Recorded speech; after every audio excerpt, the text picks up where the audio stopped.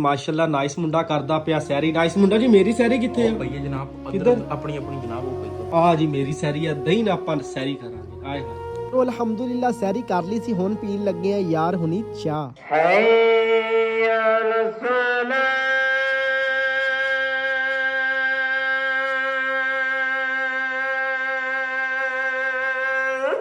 ਇਤਰੋ ਨਮਾਜ਼ੇ ਅਸਰ ਦੀ ਹੋ ਗਈ ਸੀ ਤੇ ਇੱਧਰ ਦੇਖਾ ਨਾਈਸ ਮੁੰਡਾ ਬਹਿ ਕੇ ਫੋਲਦਾ ਪਿਆ ਦੁੱਖ ਸੁੱਖ। ਨਾਈਸ ਮੁੰਡਾ ਉੱਥੋਂ ਉੱਠਿਆ ਆ ਗਿਆ ਮਸਜਿਦ ਦੇ ਕੋਲ ਨੂੰ, ਟਾਈਮ ਹੋ ਗਿਆ ਸੀ ਕਿਉਂਕਿ ਨਮਾਜ਼ੇ ਅਸਰ ਪੜ੍ਹਨੇ ਤੋਂ ਬਾਅਦ ਮੈਂ ਭਾਈ ਜੀ ਵਾਲੀਬਾਲ ਇੰਜੋਏ ਕਰਨ ਚਲਾ ਗਿਆ। ਮੈਚ ਇੰਜੋਏ ਕਰ ਰਿਹਾ ਸੀ, ਉੱਥੋਂ ਹੀ ਨਾਈਸ ਮੁੰਡੇ ਦੀ ਆ ਗਈ ਕਾਲ, ਕਹਿੰਦਾ ਯਾਰ 100 ਰੁਪਏ ਦਾ ਦਹੀਂ ਲੈ ਕੇ ਆ, ਨਾਲ ਹੀ ਫਿਰ ਦਹੀਂ ਲੈ ਕੇ ਆ ਗਿਆ। ਇਤਰੋ ਟਾਈਮ ਹੋ ਗਿਆ 6:05 9 ਮਿੰਟਾਂ ਦੇ ਰੋਜ਼ਾ ਖੁੱਲਣਾ।